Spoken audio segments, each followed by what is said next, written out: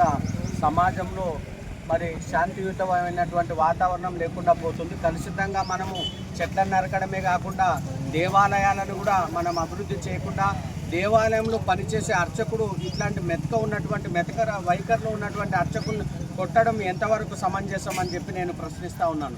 అర్చకులందరూ కూడా ఎంతో బాధతో ఉన్నారు. ఎందుకంటే ఈ పిల్లోడు పాపం చాలా మెతక మనిషి. అయితే అతన్ని తీసుకొని దాడి చేసి హిజ్రాలందరూ కలిసి ఏకదాటిగా మూకుమ్మడిగా దాడి చేయడం వల్ల స్పృహ తప్పి ఆ విధంగా వస్తే 10 మంది కలిసి ఆయన వేసుకొని ఇక్కడ పోలీస్ స్టేషన్ దగ్గరికి తీసుకురావడం జరిగింది.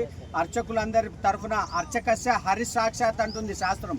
అర్చకుడు ఎప్పుడైతే రోధిస్తాడో, అర్చకుడు ఎప్పుడైతే బాధపడతాడో సమాజం కూడా హితమంతా కోల్పోయి అందరూ కూడా దరిద్రానికి లోనవుతారని చెప్పి ఈ విధంగా హెచ్చరిస్తూ ఉన్నాం. అర్చకుల తరఫున వీర శైవ సంఘం అందరి తరఫున కూడా హెచ్చరిస్తూ ఉన్నాం. ఎందుకంటే అర్చకులకి ఎక్కడ కూడా అన్యాయం జరగకూడదు అని చెప్పి ప్రతి శాస్త్రంలోనూ ఉన్నది. మరి శాస్త్రానుసారంగా మనము ప్రయాణం చేస్తే అందరూ కూడా మంచిగా ఉంటుంది, సుగమంగా ఉంటుంది. శాస్త్రోక్తంగా మనమందరూ శాస్త్ర ప్రమాణంగా పాటించాల్సింది పోయి అందరూ కూడా పూజార్ల పైన దాడి చేయడం ఏంటంది? ఇది సిగ్గుచేట. అందరికి కూడా భారతదేశంలో పుట్టి మనం పూజార్ల దాడి చేయడం ఏంది? చాలా సిగ్గుహేయమైన చర్యగా మేము ఖండిస్తూ ఇలాంటి చర్యలు ఎప్పుడైనా రేపు పూజార్ల జోలికి ఎవరు వచ్చినా తాట తీస్తామని చెప్పి కూడా ఈ సందర్భంగా నేను తెలియజేసుకుంటున్నాం. ఎందుకంటే అర్చకుడు అంటేనే హరి అంటుంది శాస్త్రం. అలాంటిది మీరు దాడి చేయడానికి మీకు ఎలా సిగ్గు ఉంటుంది? ఎలా బుద్ధి ఉందా లేదా మీకు? ఇంతకీ సమాజంలో అందరూ గౌరవించాలి పూజారులను. ఈ రోజుల్లో పూజారులను గౌరవిస్తేనే సమాజం బాగుంటుంది. అందుకే వర్షాలు పడని కాలంలో ఎక్కువ వర్షాలు కురుస్తూ ఉన్నాయి. ఎందుకు వర్షాలు అట్లా కురుస్తున్నాయి? సమయానికి వర్షానుకూలత లేదంటే కారణమేమి? పూజారులని హింసించడం వల్ల, పూజారులని ఈ విధంగా చేయడం వల్లనే మీకు ఇలాంటి గతి పడతా ఉంది. సమాజం అందరికి కూడా హెచ్చరిస్తున్నాం.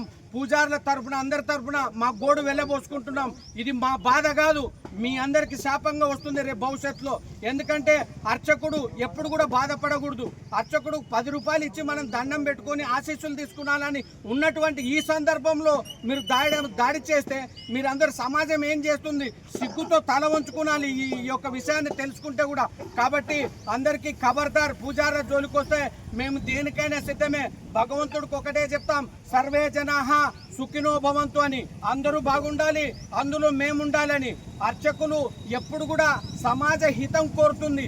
ఎందుకంటే అందరూ బాగుంటే వాళ్ళు 10వ 11వ ఇచ్చి అర్చకులను ఆదుకుంటారు అనే ఉద్దేశంతోనే అర్చకుడు ఆ విధంగా చేస్తాడు. కాబట్టి అర్చకుల జోలికి ఎవరు వచ్చినా కూడా తాట తీస్తామని మళ్ళొక్కసారి హెచ్చరిస్తూ ముగిస్తున్నాం. జై శ్రీమన్నారాయణ.